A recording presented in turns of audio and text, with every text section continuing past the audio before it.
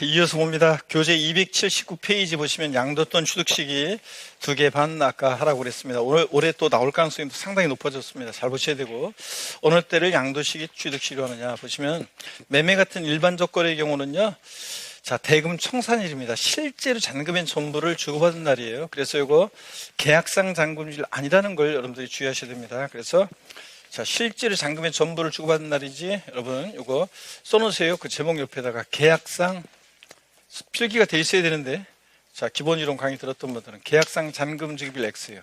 예? 계약상 잔금 지급일 X입니다. 실제로 잔금의 전부를 주고받은 날이고요. 이 경우 이 대금 청산일의 이 대금에는요, 이 대금 청산일의 이 대금에는 해당 자산에 대해서 여러분 보세요.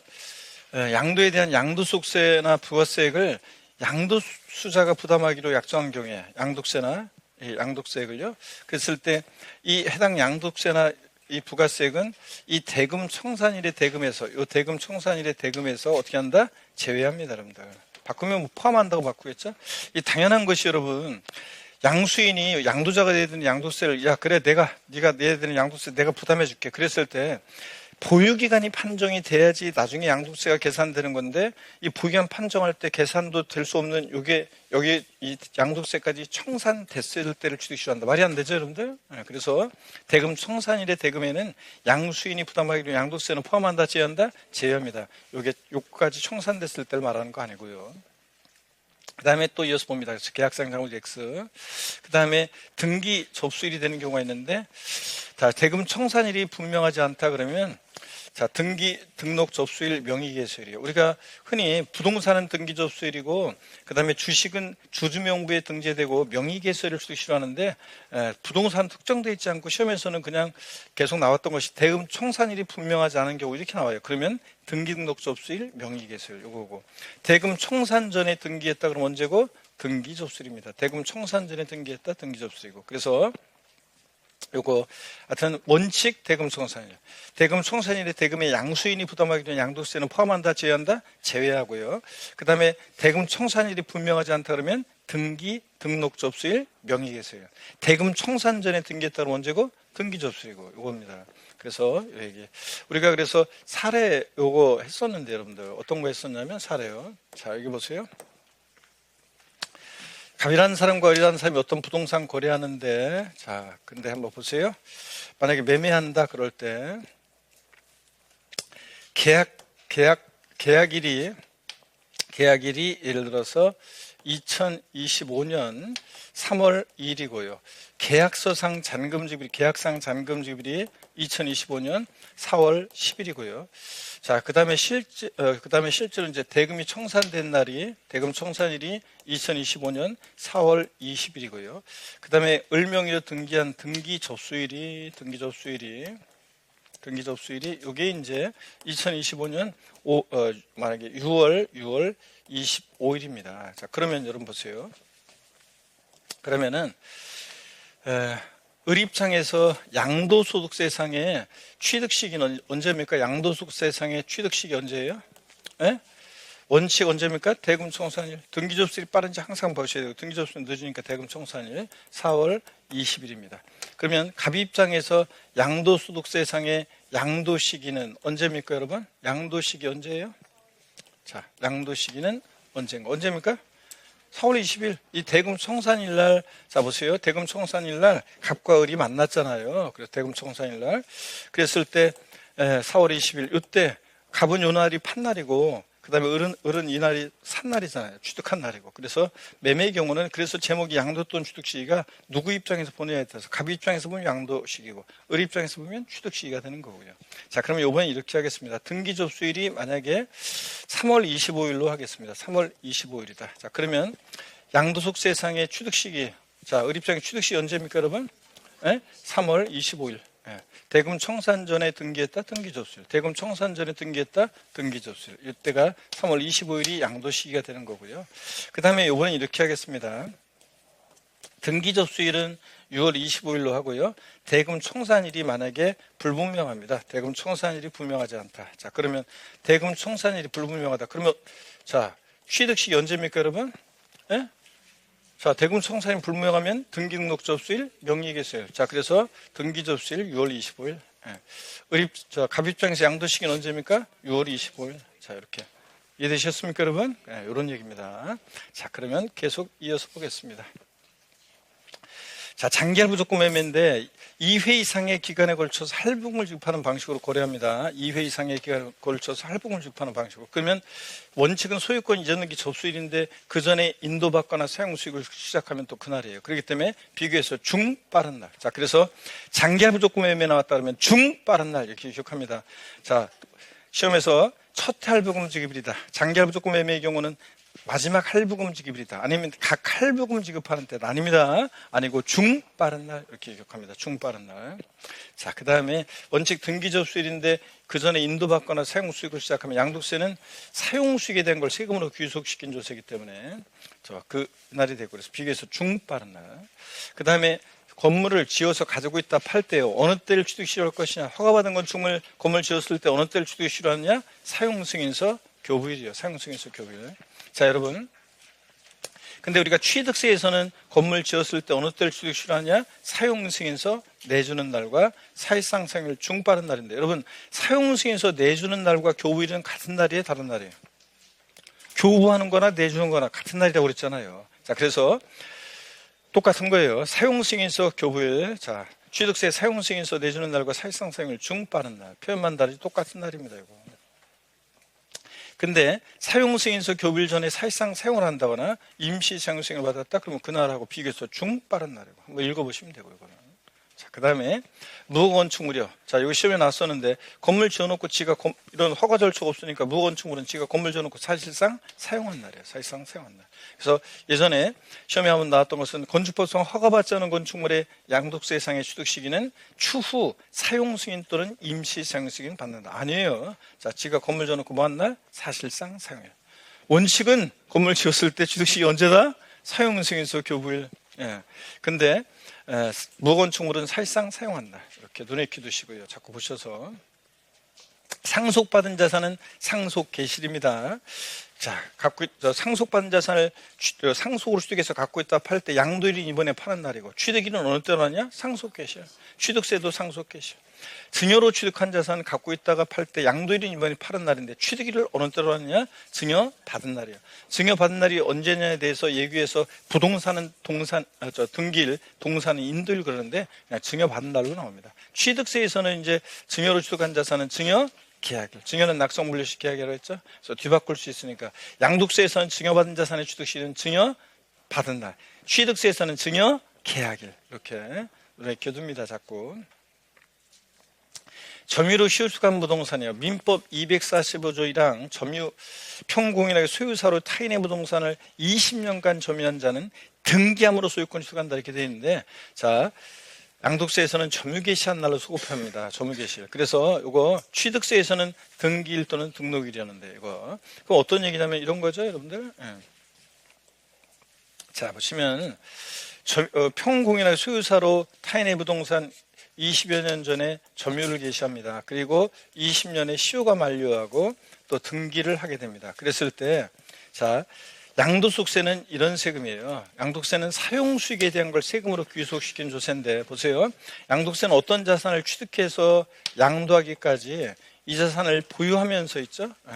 이 자산을 사용하고 수익한 것에 대한 세금 귀속 부분을, 이 자산 사용하고 수익한 것에 대한 세금 귀속 부분을 차곡차곡 쌓아놓습니다. 자, 그랬다가 이번에 일시적 우발적 양도소득에 일시에 실현시킨 조세, 이게 뭐예요? 양도소득세입니다, 여러분들. 그러다 보니까 자, 언제부터 이 사람 사용수익을 시작했냐? 자, 언제요? 이때부터 평공연하게 사용수익 시작했으니까 양도소득세상의 점유 시효수감 부동산의 취득 시기는 이렇게 점유개시로 소급한다고 그랬습니다.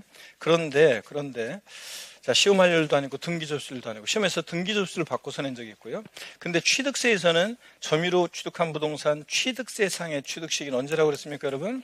등기일 또는 등록일이라고 그랬습니다. 취득세상의 취득 시기는 등기일 또는 등록일. 자, 이렇게 해서 비교해서 딱 알아둡니다. 아셨죠? 자, 그 다음에 계속해서 보시면, 하여튼 양도세는 시험할 일도 아니고 등기접수일도 아니라는 거, 점유개시이라는 거. 이때로 소급합니다. 이때부터 사용 수기 시작하니까 이때부터 세금으로 귀속시켜야죠. 예. 공익사업을 위한 수용료. 수용은요, 등기접수일하고 그 다음에 대금청산이라고. 자, 등기접수일, 그 다음에 대금청산일, 수용개시일 중 빠른 날입니다. 아까 장기할 무조건 매매도 중 빠른 날, 수용도 중 빠른 날입니다. 여러분들 중 빠른 날 기억하시고. 근데 소유권에 관한 소송으로 보상금이 공탁된 경우에는 소유권 관련 소송 판결 확정일로 합니다. 자, 토지 수용권자가 보상금을, 토지 수용 보상금을 주려고 했는데 공부상 소유자가 어떤 사람하고 서로 소유권을 놓고 다투고 있어요. 그러면 누구한테 보상금 줄 거예요? 그럴 때는 소송 판결 확정일이에요. 판결이 확정되면 누구 건지 결판이 되니까 소송 판결 확정일입니다. 그래서 여러분 요거 거기다가 써놓으셔야죠. 그 아래다가 공탁한 날 X입니다. 여러분들 공탁한 날 X예요. 공탁한 날 X입니다.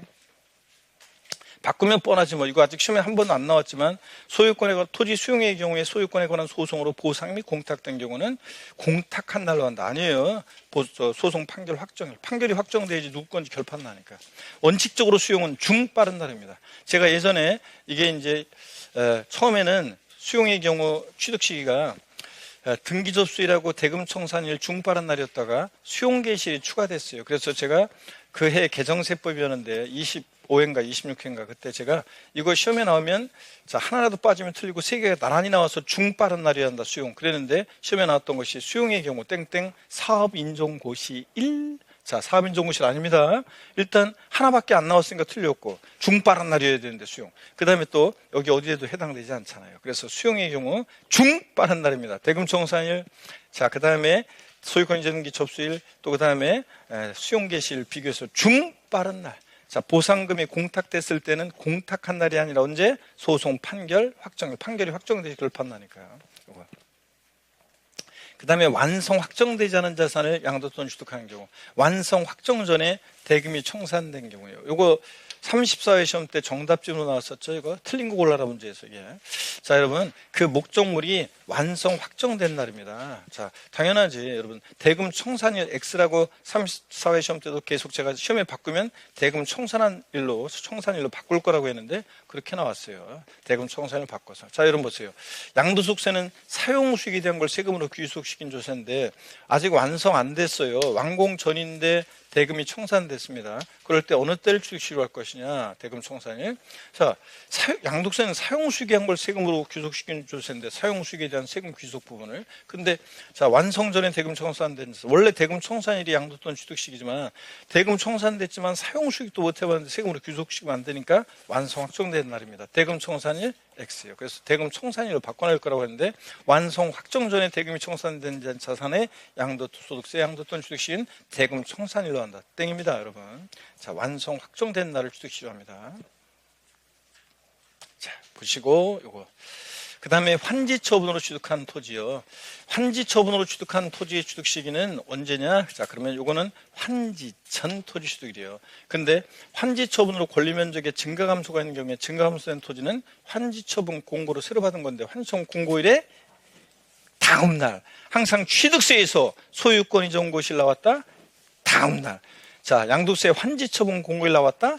다음 날, 항상 다음 날 쏙 빼고 낸다고 이거 꼭 확인하라고 했는데 시험에 한번 최근에 나왔던 것이 환지처분으로 권리면적에 증가가 있는 경우에 그 증가된 토지에 대한 취득시는 환지처분 공고가 있은 날 이렇게 나오니까 1번 지문이었는데 저한테 배운 분들은 1번 지문 딱 보니까 환지처분 공고 있은 날 제 음성 들렸죠?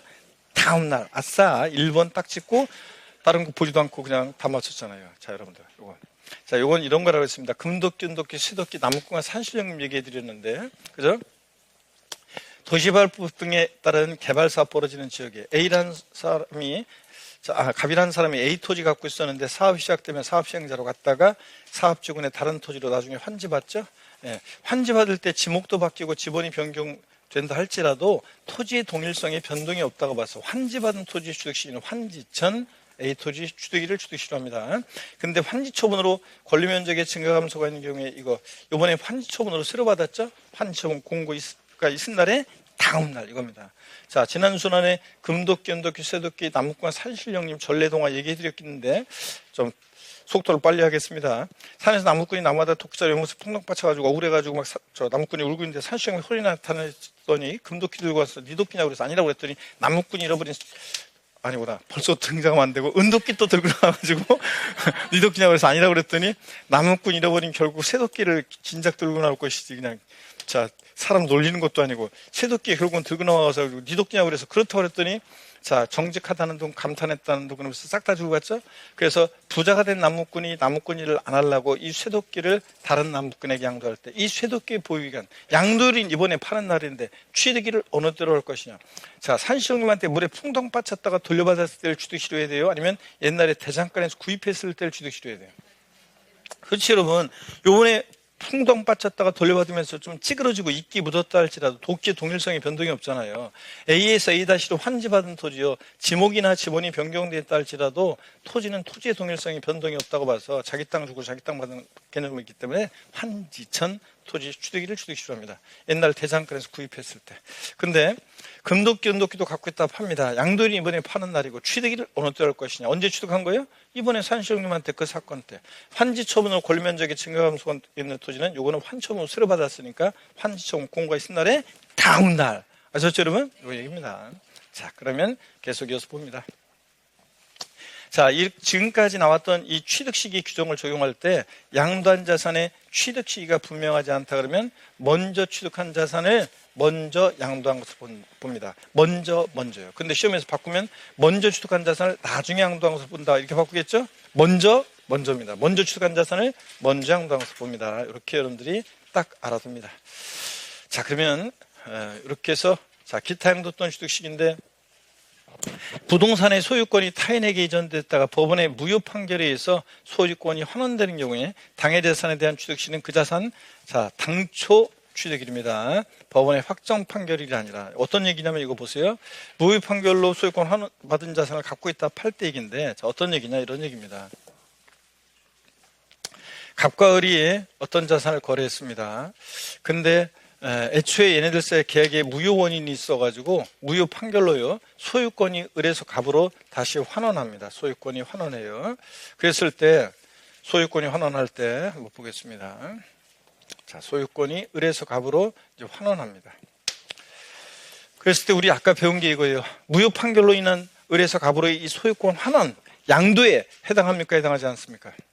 양도에 해당하지 않습니다. 그냥 잘못 온 거 돌려주는 거니까 직접적인 대가 받고 사실상 유상이전 아니죠? 양도에 해당하잖아요. 근데 여기서 주인공은 지금 누구냐면 갑이에요. 갑이 무효 판결로 소유권 환원받은 자산 이걸 갖고 있다가 다른 사람한테 양도합니다. 그러면 양도일은 이번에 파는 날인데 취득일을 어느 때로 할 것이냐? 법원의 확정 판결로 자 돌려받았을 때를 취득시로 할 것인지 확정 판결일을 취득시로 할 것인지 아니면 갑이 애초에 정의라는 사람으로부터 당초에 이 자산을 취득했을 때를 취득시기로 할 것인지 그런 얘기입니다. 자, 그랬을 때 당초 애초에 취득했을 때를 취득시로 하는 것이지 법원 확정 판결이 아닙니다. 근데 옛날 시험에 예전에 법원의 무효 판결로 소유권 환원받은 자산을 양도하는 경우 법원의 확정 판결일을 취득시로 한다고 바꿨어요. 아니고 당초 취득일을 취득시로 합니다. 아시겠습니까, 여러분?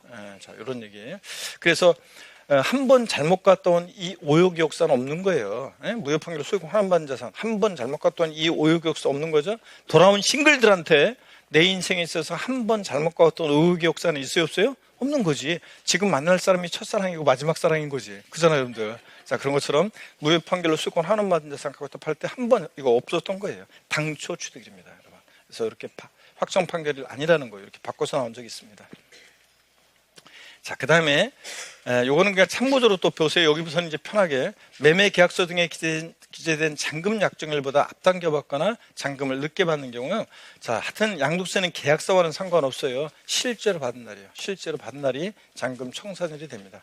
잔금 남은 것을 소비대차로 변경한 경우, 잔금이 2억 남았는데 요거 잔금 2억 원은 매달 얼마씩 해가지고 이자 얼마 붙여가지고 몇 년 동안 요거 자, 갚아나가자. 자, 이렇게 했을 때 소비대차로 변경했을 때는 소비대차의 변경일을 잔금 청산일로 한다. 이거 참고고요. 실제로 받은 날. 계약서와 상관없고.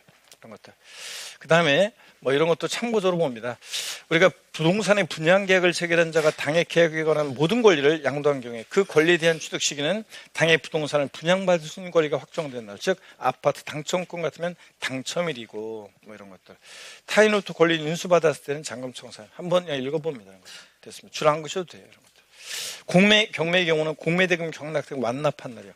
공매일이나 경매일은 계약일과 똑같은 거고 공매대금 경락대금 완납한 날이 잔금 청산일과 같은 거기 때문에 경매의 경우는 공매 경락대금 완납한 날이에요. 경매일이 아니라. 참고적으로 봅니다. 잔금을 어음으로 교부받았다 그러면 결제일이에요. 어음은 백날 교부되면 뭐예요? 결제가 돼야지. 그래서 잔금을 어음으로 교부받은 경우에는 결제일이다. 이런 것들. 그러니까 참고로 읽어봅니다. 한 번 정도. 줄 안 그셔도 되고요. 취득시기 의제인데 이 취득시기가 너무 오래되다 보면요. 취득시기가 너무 오래되다 보면 이 무슨 문제가 생기냐면 증거자료 다 없어지기도 하고 또 그 다음에 명목소득이 너무 커지는 문제 때문에 취득시기를 일정 시기마다 끊어요. 자, 그래서 보세요. 1984년 12월 30일 이전에 취득한 토지 건물 부동산에 관한 권리 기타 자산 있죠. 얘네들은 실지 취득일에 관계없이 1985년 1월 1일 날 취득한 것으로 봅니다.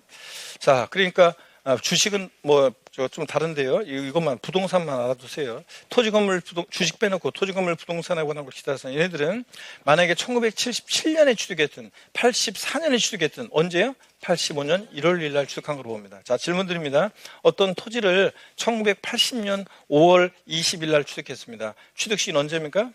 85년 1월 1일입니다. 85년 1월 1일. 자, 그래서 요거 한 번 정도 이렇게 보고 갑니다. 자, 그 다음에 이렇게 해서 우리가 쭉 봤는데요. 여러분 보세요. 비과세 가기 전에 교재 일단 제가 다 아까 줄 거드려 요거는 쭉 한번 여러분들이 포인트를 쭉 한번 여러분들이 읽어보시면 되겠습니다. 여러분들이. 자, 그래서 한번 읽어보시고, 자, 그래서 특히 281페이지까지 내용들이 중요하고 282페이지 취득시 의제까지 설명드렸습니다. 자, 쭉 여러분들 기본 이론 때 줄 거드렸어요, 안 거드렸어요? 줄 안 거져 있어요? 네? 자, 그래서 자, 줄 그으세요, 여러분들이. 한번 읽어보면서 한번 줄 거야 되는데, 또, 자, 빨리 한번 줄 거드리겠습니다. 이해도. 이거 이러면 안 되는데, 오늘. 자, 대금 청산일이라는 거. 매매가 일반 조건의 원칙, 대금 청산일. 자, 원칙적으로 대금 청산일인데, 자, 근데 이 경우 대금 청산일의 대금에는 양수인이 부담하기로 한 양도소득세는 자, 포함한다, 제외한다? 제외한다. 이게 포인트고.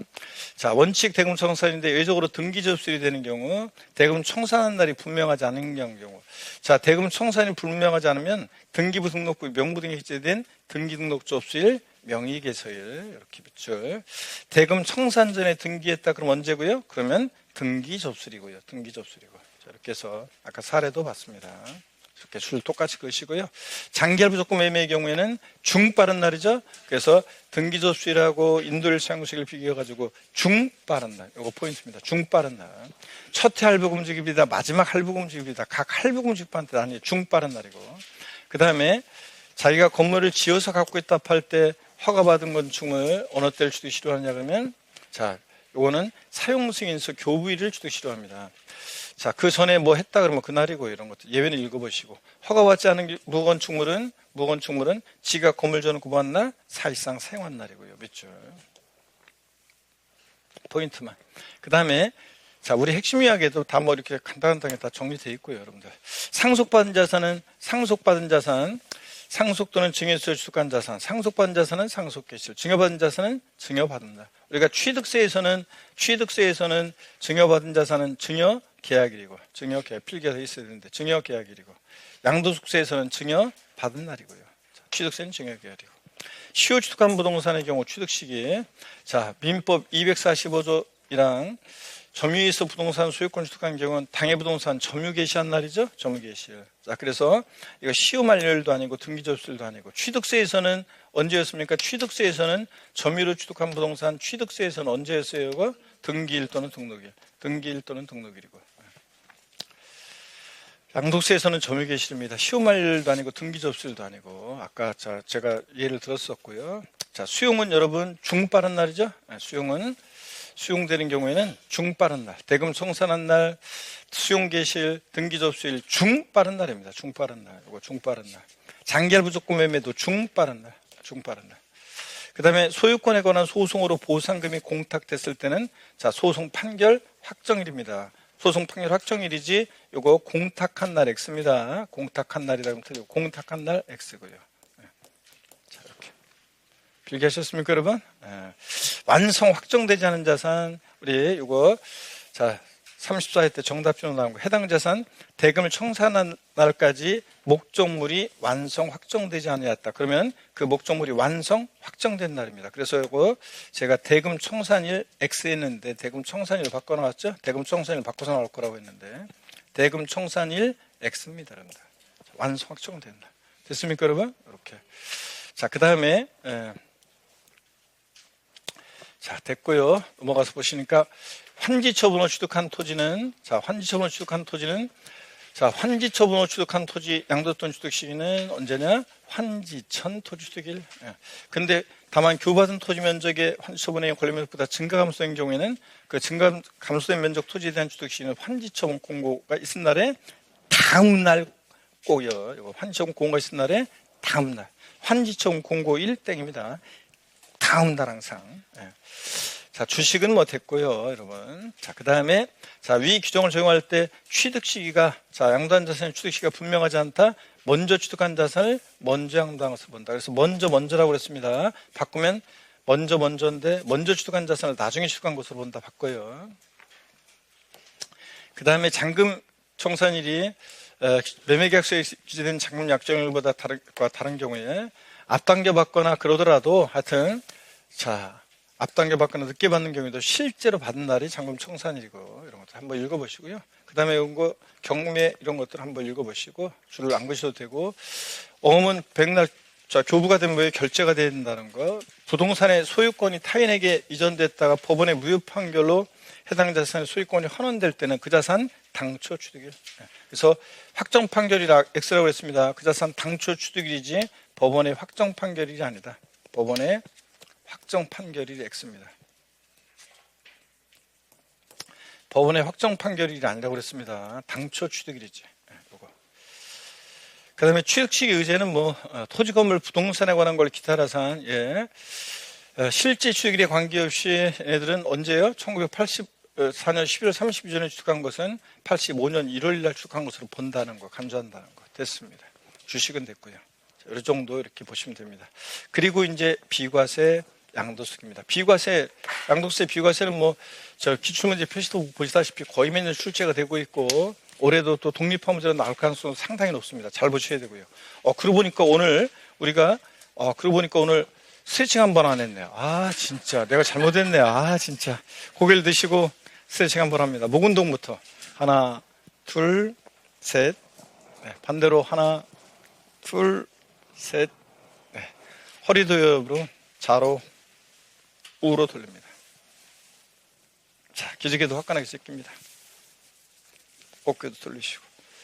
좋습니다, 여러분들. 자, 한번 보시면 양도소득세 비과세입니다.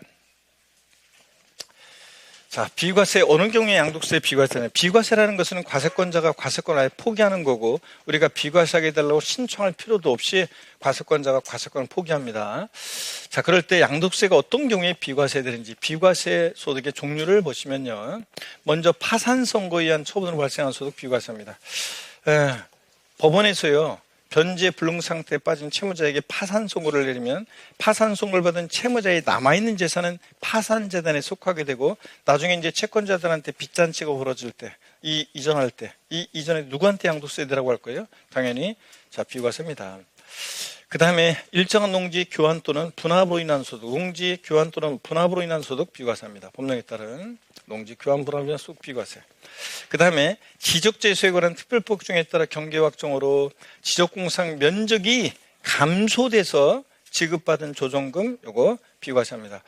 우리가 지적재소에 관한 특별법이 왜 만들어졌냐면 우리나라 지적도라는 게 예전에 일제시대 때 측량된 것을 바탕으로 돼 있었고 또 그 다음에 종이로 돼 있고 그러다 보니까 이게 부정확하기도 하고 또 그렇기 때문에 GPS, 요즘 인공위성 시대니까 GPS로 다시 정확하게 측량할 필요성도 있고, 또 그 다음에 디지털 작업할 필요성 때문에 이 특별법에 따라 측량을 다시 했습니다. GPS로. 그랬더니 경계가 달라지네.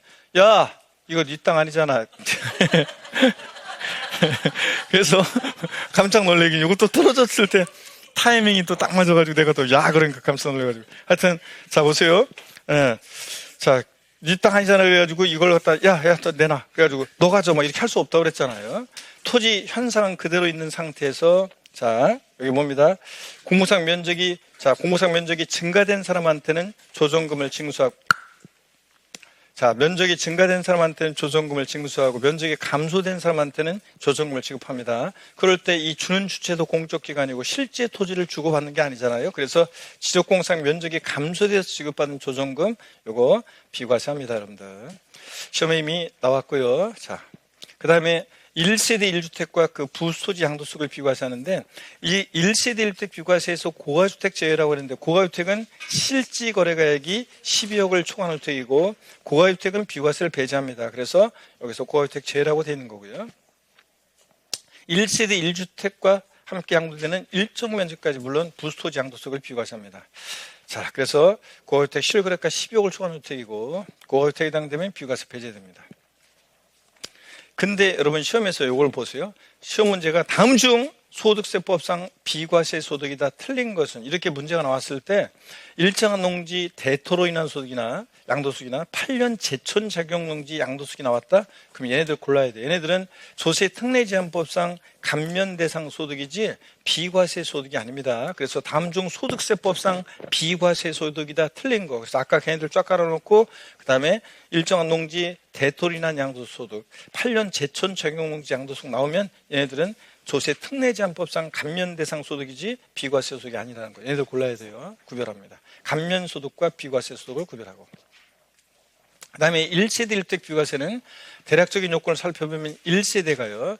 1세대니 갖고, 1세대라는 것은 거주자, 그 배우자, 그들과 동일한 주소 곳에서 생계를 같이 하는 가족 전원을 말하는데, 흔히 동일한 주민등록표상에 있으면 그 1세대원이 갖고 있는 주택을 전부 다 합쳐가지고 양도일 현재 국내 몇 주택? 1주택을 보여야 됩니다. 물론 예외가 있지만 양도일 현재만 국내 1주택이면 되고, 또 국내만 1주택이면 되는 거지 해외에 있는 주택은 주택수 계산에 포함하지 않습니다. 다주택이었다가 차례차례 팔고 양도일 현재 1주택이면 되고, 해외에 있는 주택은 주택수 계산에 포함 안 해요. 국내 주택 한 채, 해외 주택 한 채. 그러다가 국내 주택을 양도할 때는 1세대 몇 주택 양도로 본다고요? 1주택 양도로 봅니다. 해외에 있는 주택은 주택수 계산에 포함하지 않고요. 또 해외에 있는 1세대 1주택은 비과세도 안 해줍니다. 양도일 현재 2년을 보유해죠. 근데 2년 보유를 못했는데도 비과세 받을 수 있는 특례가 있고요. 그 다음에 미등기 아니어야 되고, 미등기 양도하면 비과세 배제됩니다. 또 허위계약서 작성 안 했고, 업계약서나 다른 계약서 쓰면 비과세 배제됩니다. 자, 그래서 1세대가 양도 현재 국내 1주택을 2년 보유하고 양도하면 원칙적으로 비과세고, 미등기 아니어야 되고 허위계약서 작성이 아니어야 됩니다. 또 1세대 1주택 비과세는 주택 양도소득만 비과세하는 게 아니라 주택과 함께 양도되는 일정 면적까지 주택 부소지 양도소득을 비과세합니다. 비과세되는 주택 부소지 범위가요, 도시 지역 내 같으면요, 도시 지역 내 같으면, 자, 건물이 정착된 면적의 다음에 따른 배율을 곱해 산정한 면적. 그래서 도시 지역 내 수도권 내에, 토지 중에서 수도권 내에, 도시 지역 내인데 수도권 내에 주거 지역, 상업 지역, 공업 지역 내에 있는 토지는, 주택은요, 그 부토지는 건물 정착 면적 몇 배? 3배까지만 비과세합니다. 그리고 나머지 도시 지역 내 나머지 토지요, 수도권 내 녹지 지역이라든가 또 수도권 밖이라든가, 도시 지역 내인데 수도권 밖이라든가, 그러면 몇 배까지? 5배까지 비과세고요. 그 다음에 그 밖의 토지요, 도시 지역 내와 구별해서 그 밖의 토지니까 도시역 밖을 얘기하죠. 도시역 밖은 건물 정착 면적이 몇 배? 10배까지 비과세합니다. 자, 그래서 여러분, 자, 요거만 주의하면 돼요. 3배이고요. 도시 지역 내, 수도권 내에 주거지역이 있다, 또는 상업지역이 있다, 공업지역 내에 있다, 그러면 건물 정착 면적이 몇 배까지만 비과세죠? 3배까지만 비과세 줍니다. 나머지 도시역 내는 5배, 도시역 밖은 몇 배? 10배까지 비과세합니다. 그 주택과 함께 양도되는 일정 면적까지 주택 부소지 양도를 비과세합니다. 물론 주택과 별도로 주택의 부속 토지만 양도하면 그건 토지 양도예요. 항상 주택과 함께 양도되는 일정 면적까지 주택 부소지 양도세를 비과세하는 겁니다. 여러분 주의하시고요. 자, 그 다음에 주택과 조합원 입주권 또는 분양권을 보유할 때, 여러분 이거 참고적으로 보세요. 1세대가 1주택과요 또는 1세대가 주택과 조합원 입주권이나 또는 분양권을 보유하다가 그 주택을 영한다면 이 조합원 입주권이나 분양권은 1세대 1주택 주택 수계산할 때 얘네들 포함을 시켜요. 그래가지고 포함을 시키기 때문에 이 주택을 양도할 때 1세대 2주택 양도가 돼서 비과세 적용 안 합니다. 자, 이거 보세요, 여러분들. 어떤 얘기냐? 자, 그러면 자, 이런 얘기입니다. 만약에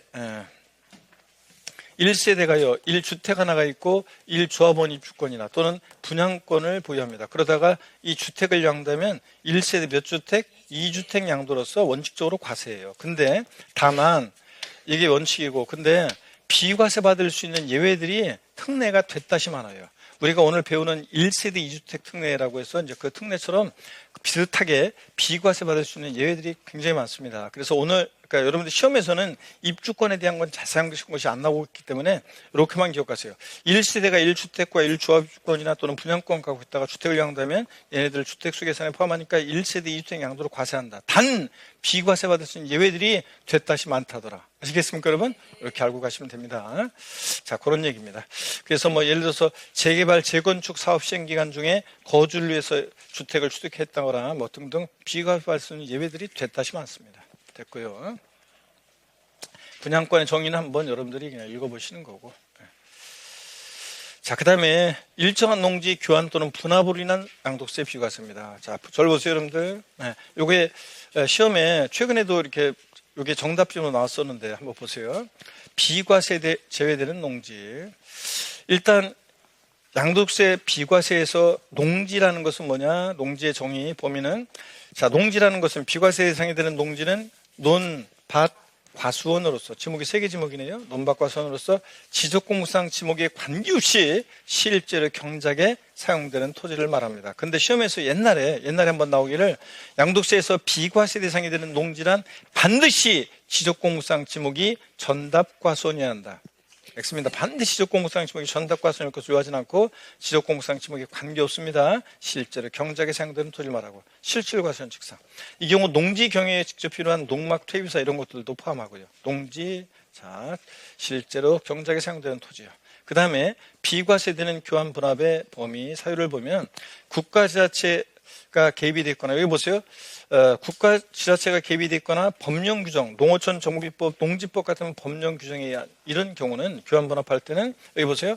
교환뿐만 아니라 분합도, 교환은 맞바꾸는 거고 분합은 자 나누거나 합치거나 이런 건데 교환뿐만 아니라 분합도 이렇게 비과세 사유예요. 근데 여러분 보세요. 경작상 필요한 경우는 교환만 비과세 사유지 분합은 비과세 사유가 아니에요. 왜냐하면 이건 악용의 소지가 있어가지고 분합은 악용의 소지가 있어가지고 나누거나 자기 토지 일부를 주고 타인 토지 일부를 받고 막 이런 거라 복잡하기 때문에 이건 악용의 소지가 있어가지고 분합은, 그래서 경작상 필요한 경우는 교환만 비과세 사유지 분합은 비과세 사유가 아니에요. 근데 국가 자체가 개입이 됐거나 법령 규정에 의한 것은 교환뿐만 아니라 분합도 비과세 사유고, 또 악용의 소지가 적어서 단서 조건이 없는데 경작상 필요한 경우는 단서 조건이 있어요. 신농지에서 몇 년 이상, 3년 이상 거주 경작한다 단서 조건이 있고, 그 외에 이제 내용들을 읽어보면요. 자, 교환분합이나 소득 비과세에서는 몇 년 나왔다. 다 그러면 몇 년이냐? 3년입니다. 여러분. 기간은 다 3년이에요. 교환분합의 비과세 요건을 보면요. 요게 이제 시험에 요 동네에서는 제일 많이 물어봤고, 또 최근에도 요걸 바꿔서 물어봤었는데, 교환 34회 시험 때도요. 교환 또는 분합하는 쌍방 토지가액의 차액이 가액이 큰 편의 얼마? 4분의 1 이하야 돼요. 근데 이걸 갖다가 초과로 바꿨어요. 우리 세법은 항상 미만, 이하, 초과 항상 주의하셔야죠. 네, 이거를 이하를 초과로 바꿔서 출제가 됐는데 어떤 얘기인지 한번 보겠습니다. 요거 요건 설명드린다고 한 것이. 자, 여기 어떤 얘기냐? 이런 얘기입니다. 교환 분합하는 A 농지 가격은 예를 들어서 10억, 교환분합하는 B 농지 가격은 예를 들어서 8억 원입니다. 그러면 아까 교환분합의 요건 살짝 보셨죠? 교환분합하는 쌍방 토지가액의 차액이요. 자, 즉 고액 토지가액에서 저액 토지가액 뺀 차액 얼마입니까? 2억. 차액이 큰 편 토지 가격의 얼마예요? 4분의 1 이하여야 한다고 그랬어요. 이하란 말은 작거나 같아야 한다는 얘기죠.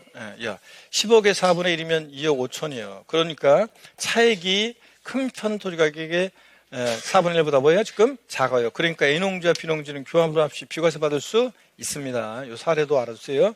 이번에는 교환분합하는 A농지 가격은 예를 들어서 10억, 교환분합하는 B농지 가격은 자, 이게 5억입니다. 그러면 쌍방 교환분합하는 토지 가격의 차액 얼마입니까? 5억 차액이 큰 편 토지 가격 10억에 얼마예요? 4분의 1 이하 작거나 같아야 돼요. 10억에 4분의 1이면 2억 5천인데 자, 차액이 더 크잖아요, 지금? 그러니까 차액이 더 크니까 A농지와 B농지는 교환분합 시 비과세 받을 수 없습니다. 그러니까 가격의 차이가 너무 나면 악유인 소지가 있다 그런 얘기입니다. 그래서 차이가 너무 나면 안 된다 그런 얘기입니다. 자, 그래서 이 사례도 알아둡니다. 교환분합하는 쌍방 토지 가격의 차익이 가격이 큰 편이 얼마? 4분의 1 이하야 됩니다. 근데 초과로 34회 시험 때는 초과로 바꿔서 놨어요. 이하인데 초과로 바꿔서 놨고 큰 편의 4분의 1인데 3분의 1로 바꿔서 나온 적도 있고 옛날에. 그리고 아까 그 사례도 여러분들이 요것도 요 시계 요 의미도 알고 있는지를 물어본 적도 있고. 그래서 요것도 딱 알아둡니다. 세 개를. 자, 그러면 됐고요.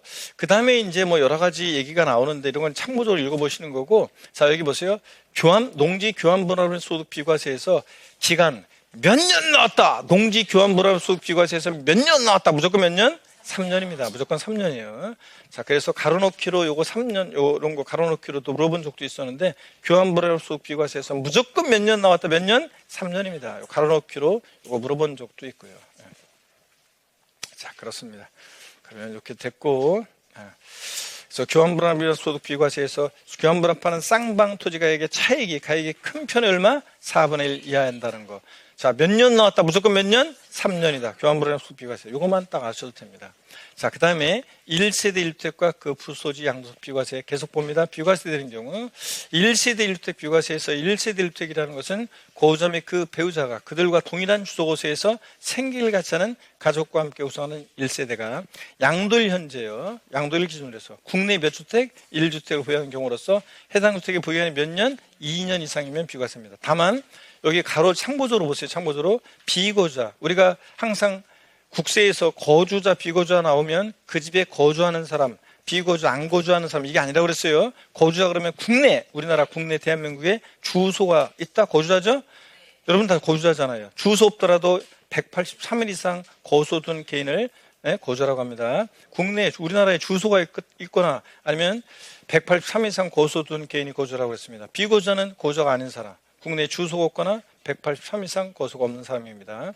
그럴 때 비거주자가 주택을 3년 이상 계속해서 보유하고 그 주택에서 여기서 거주는 전입을 말해요. 거주한 상태로 거주자로 국내에 주소가 있거나 183 이상 거주해 있는 거주자로 전환된 경우에는 몇 년을 보여야 되고 3년을요. 비거주자가 거주자로 전환될 때는 3년을 보여야지 비과세입니다. 여러분 1세대 1주택 양도세 비과세는요, 거주자가 양도했을 때만 비과세 혜택을 주지, 마돈나가 우리나라에 주택 하나 갖고 있어요. 1세대 1주택 요거 양도했을 때 양도세 비과세 안 해줍니다. 자, 비거주 양도했을 때는. 왜냐면요, 거주자의 1세대 1주택이라는 것은 자산적 가치의 그것도 있지만 우리 사회와 국가의 가장 기초 단위 가정의 보금자리적 성격이 있기 때문에 혜택을 주는 거예요. 비과세 혜택을 거주자 양도했을 때. 그런데 비거주자 마돈나의 보금자리 미국에 있잖아요. 마돈나가 우리나라에 있는 1주택은 일반적인 토지 건물과 다를 바 없다고 봐요. 그래서 자산적 가치의 그밖에 없기 때문에 비거주자가 1세대 1주택 양도했을 때 비과세 안 해주는 게 원칙입니다. 안 해줍니다. 자, 그렇기 때문에 비거주자인 상태에서는 비과세를 못 받아요. 그러니까 만약에 재미동포가요, 우리나라에 주소도 없어요. 183 이상 거수도 없어요. 그 재미동포가 우리나라에 주택을 갖고 있었어요. 자, 비거주자인데 3년 이상을 계속 보유하고 있는 상태에서 보세요. 우리나라 재미동포가 우리나라에 1세대 주택을 비과세 받으려면 우리나라 요 주택으로 전입을 와가지고 거주자로 국내 주소가 있거나 우리나라에 183 이상 거주하는 거주로 전환됐을 때만 거주자인 상태에서만 양도했을 때만 비과세 받을 수 있어요. 그래서 비거주자가 거주로 전환될 때는 몇 년 이상 보여야 되고 3년 이상 이런 얘기입니다. 일반적으로 우리는 2년만 보유하면 되는 거고 이건 예외적인 거고. 그 다음에 조정 대상 지역 내 주택을 양도했을 때 취득 당시요. 양도 당시가 아니라 취득 당시 조정 대상지역에 있는 주택을 조정상적 공고를 이후에 취득한 경우에는 이 주택은 보유기간 중에 거주기간 몇 년? 2년 이상이 합니다. 또 주의할 것은 실생활에서 여러분들 주의할 것은 취득 당시에 여러분 여기 계신 곳이 취득 당시에 조정상적이 있었잖아요. 그런데 지금 해제가 됐어요. 그러더라도 여러분 취득할 당시에 조정상적이 있었다 그 주택이 그러면 이게 해제가 됐어도 몇 년 거주해야 돼? 2년 거주해야지 비과세 받을 수 있어요. 보유도 2년 이상 해야 되지만 거주도 몇 년? 2년 이상 거주해야 됩니다. 참고를 알아두시고 취득 당시 조정상적이 있는 주택. 그 다음에 1세대 1대 비과세가 배제되는 경우 보세요. 비거주 양도하면 배제가 된다고 그랬습니다. 여러분들. 마돈나가 우리나라에 1세대 때 양도했을 때 원칙 비과세 안 해줍니다. 물론 예외가 있는데 그거는 이제 그 예외도 사실은 이런 거예요. 원래 이제 거주자였는데 해외 이민 같은 거로 세대 전원 이제 해외로 이제 출국합니다. 출국하면 그때는 이제 원래 거주했는데 해외로 출국하는 경우에 해외 이민을 위해서 출국한다. 그러면 그때 이제 출국일로부터 2년 내 팔면 양도세 비과세 해주거든요. 근데 1세대를. 근데 출국일로부터 출국하게 되면 이제 비거주가 되는 상태잖아요. 그러더라도 그거는 이제 원래 거주했던 사람이었고 해외 이민이라든가 이런 등등의 사유가 있을 때 이제 비과세 받을 수 있는 예외이기 때문에 그런 건 예외적인 거고 하여튼 비거주 양도하면 비과세 배제됩니다. 고가주택이요. 실거래가 10억을 초과하는 고가주택을 양도하면 비과세 배제된다고 그랬습니다. 또 미등기 양도했을 때 비과세 배제됩니다. 또 허위계약서 작성했을 때 비과세 배제됩니다. 업계약서나 땅계약서 썼을 때요. 작년에 이게 지문에 정답점은 아니었지만 이게 나왔는데 어떤 게 나왔냐면 이게 나왔어요. 허위계약서를 작성하면 여러분 비과세 감면 다 배제입니다. 잘 보세요. 허위계약서 작성은 비과세 감면 다 배제인데 근데 허위계약서 작성 관련해서 좀 더 자세히 보면 다른 건 아니고 토지 건물 부동산에 관한 권리를 매매하는 거래 당사자가 매매계약서에 적은 거래가액을 실거래가액과 다르게 적었어요. 업계약서나 땅계약서 썼다는 얘기죠. 이랬을 때는 해당 자산에 대해서 소득세법 규정에 따른 양도세 비과세에 관한 규정을 적용할 때 비과세 받았거나 받을 세액에서 다음에 구분에 따른 금액을 뺀다. 이 말은 뺀다는 말은 이 금액으로 과세한다 그런 얘기예요. 뺀다는 말은 이 금액으로 과세한다. 그런 얘기예요. 그럼 어떤 금액을 비과세 받았거나 받을 세액에서 빼느냐? 보세요. 비과세 적용할 때 비과세 규정을 적용하지 않는다고 해서 양도세를 계산해요. 그 산출세액과 또 그 다음에 비과세 안 한다고 양도세 계산해 본 산출세액과 매매계약서에 적은 거래가액과 실거래가액의 차액과 다시 계산한 산출세액을 비교해서 둘 중 어떤 거? 작은 금액을 비과세 받았거나 받을 세액에서 뺍니다. 그 말은 적은 금액으로 과세한다는 건데 제가 그랬어요. 허위계약서 작성 관련해서 꼭 기억할 거. 비과세 감면 배제.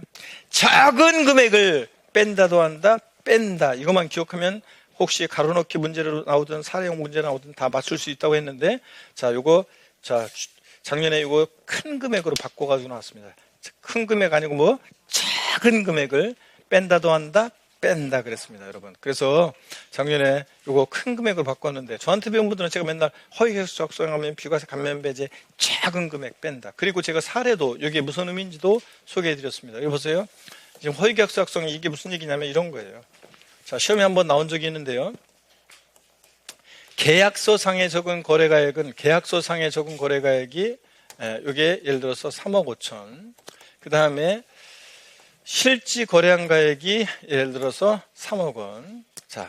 그랬을 때 비과세 안 해준다고 양도세를 계산한 산출세액이 비과세 안 해준다고 계산한 산출세액이 예를 들어서 여기 이제 3천만 원. 그랬을 때 비과세 받았거나 받을 세액에서 뺄 금액은 얼마인가 물어봤었어요. 그러면 매매계약서 적은 거래가액과 실거래가액의 차액이요. 차액. 얼마입니까? 5천. 요거하고 차액과 아까 뭘 비교한다 그랬어요? 비과세 안 해준다고 계산한 산출세액과 비교를 합니다. 그래서 둘 중 어떤 거? 둘 중 작은 금액을 비과세 받았거나 받을 세액에서 뺀다 그랬습니다. 뺀다는 말은 그 금액으로 과세한다는 얘기예요. 그래서 여기 보니까 차액하고 3천하고 비교하니까 어떻게 적어요? 3천. 그래서 그때 정답이 3천만 원이었는데 근데 저한테 배운 수강생들 중에요. 제가 그 당시에 개정세법이었는데 옛날에 22회인가 그랬었는데 개정세법이었는데 사례형식으로 22회 때 나왔어요. 그랬더니 사람들이 이제 대부분 포기하려고 했었는데 어떤 합격생은 그러더라고요. 자기가 다 맞췄다고 하면서 자랑하기를 시험 계산 문제인 것 같아가지고 포기하고 지나가려고 했는데 어떻게 하다가 보기를 딱 보니까 이게 매매계약서 정거래가 실거래가액 이거 딱 보니까 있죠. 허위계약서 작성이 딱 스쳐 지나가면서 제 음성이 들리더래요. 작은 금액. 그래서 3억 5천, 3억 원, 3천만 원. 조금기 3천 적잖아요, 제일. 그래서 3천을 봤더니 있어. 그래서 아싸 다 골랐는데 원래는 차액하고 비교해서 둘중 적은 금액이었는데, 그죠? 수업을 잘 들었으니까 뒷걸음질 치다가 답 맞추는 경우들이 지금 많잖아요, 이렇게 곳에서. 자, 여기 보세요. 원래는 이제 이거 비교하는 거였는데, 그러면 아니 처음부터 그러면은 허위계약서 작성하면 비과세 배제하고 처음부터 3천만 원으로 과세하면 될 것이지 왜 그러면 또 차액과 비교를 했냐면 이런 거라고 했습니다. 왜 차액과 비교라고 하냐면 업계약서나 다른 계약서를 조금밖에 안 썼어요. 근데 전체 책임지면 너무 가혹하잖아요. 이번에 한번 볼게요. 만약에 계약서상의 적은 거래가액이 만약에 2천만 원이라고 할게요. 자, 그러면 매매계약서 적은 거래가액과 실거래 차액이 얼마예요? 2천. 그러면 차액과 비과세 안 해준다고 해서는 산출세액과 비교해 둘 중 적은 금액 어떤 거예요? 2천. 이때는 2천만 원을 비과세 받았거나 받을 수 있어서 뺀다. 그 말은 2천만 원으로 과세합니다. 이해되십니까, 여러분? 그러니까 업계약서나 다른 계약서를 조금밖에 안 쓰면 그 금액으로. 많이 썼어? 그러면 다시 계산한 산출세액으로 과세하겠다. 그런 얘기입니다, 여러분. 그런 얘기.